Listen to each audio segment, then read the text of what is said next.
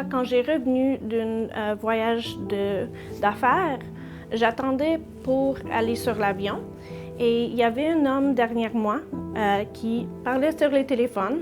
Quand j'ai tourné, j'ai vu qu'il était avec une jeune femme. Et j'ai donné un petit sourire, mais le moment que j'ai fait un petit sourire, elle a tourné de vue, puis elle ne voulait pas me regarder. Alors, aucun problème.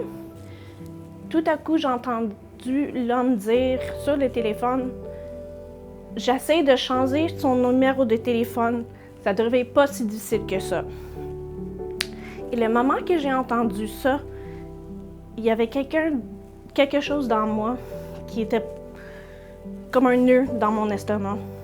Et j'ai tourné encore pour regarder la jeune femme et j'ai réalisé qu'elle avait plein de maquillage. Ses cheveux étaient teinture comme la veille. Puis c'était pas comme un bon job. Puis elle avait des talons super hauts, des shorts. Puis je pouvais voir que ses cuisses étaient complètement dans les bleus. Et en ce moment-là, j'ai dit, je vais faire plus attention à cette situation-là.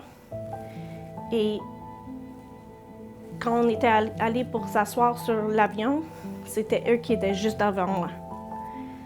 Puis je pouvais entendre plus de la conversation. Ils ne parlaient pas à elle du tout. Encore sur le téléphone, il disait qu'elle a perdu son portefeuille, toutes ses pièces d'identité et son téléphone. Et il y avait juste quelques mots de buzz pour moi que vraiment, il y avait quelque chose qui n'était pas bien dans cette situation-là. Alors j'ai pris mon téléphone et j'ai fait comme un petit texto disant « Qu'est-ce que je fais si je pense qu'il y a une victime de le trafic sexuel ici sur l'avion? » Et quand l'agent de bord m'a passé, j'ai juste fait l'attention et j'ai montré mon téléphone.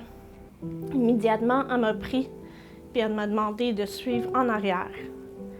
Elle m'a demandé pourquoi je pense ça. J'ai expliqué tout ce que j'ai vu, tout ce que j'ai entendu.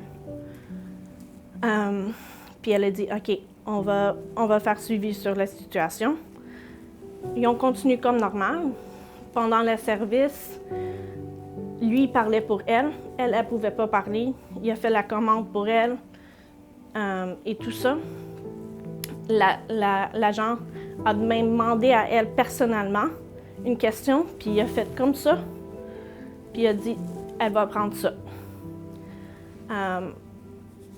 Et après une certaine heure, quand on descendait sur l'avion, l'agent de bord encore m'a venu pour demander si je peux venir en avant.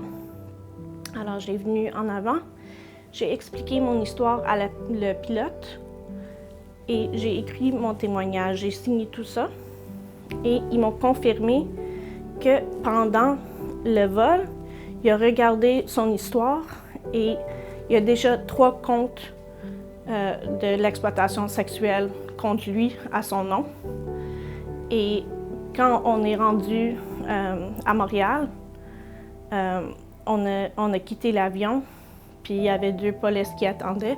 C'est moi qui ai quitté avant tout le monde, puis j'ai parlé avec les polices, puis ils ont confirmé qu'ils vont faire un arrêt.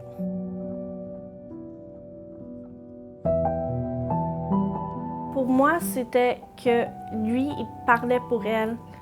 C'était très clair qu'elle n'avait pas de, comment tu dis, comme indépendance. C'est lui qui faisait les décisions pour elle. Elle ne pouvait même pas me regarder dans les yeux.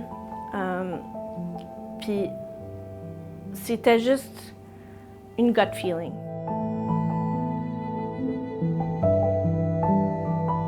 J'ai essayé de faire ça le plus discrètement possible parce que je voulais pas qu'il sache que moi je regarde puis je sais la situation.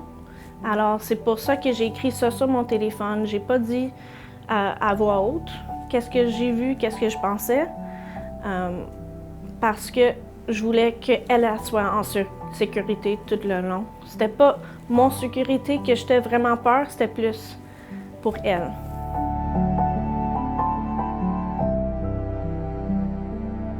Crois en toi-même. Si tu penses qu'il y a une situation, n'aie pas peur de dire à quelqu'un d'autre, dans mon cas, une agent de bord, parce que même si j'avais pas raison, c'est pas la fin du monde.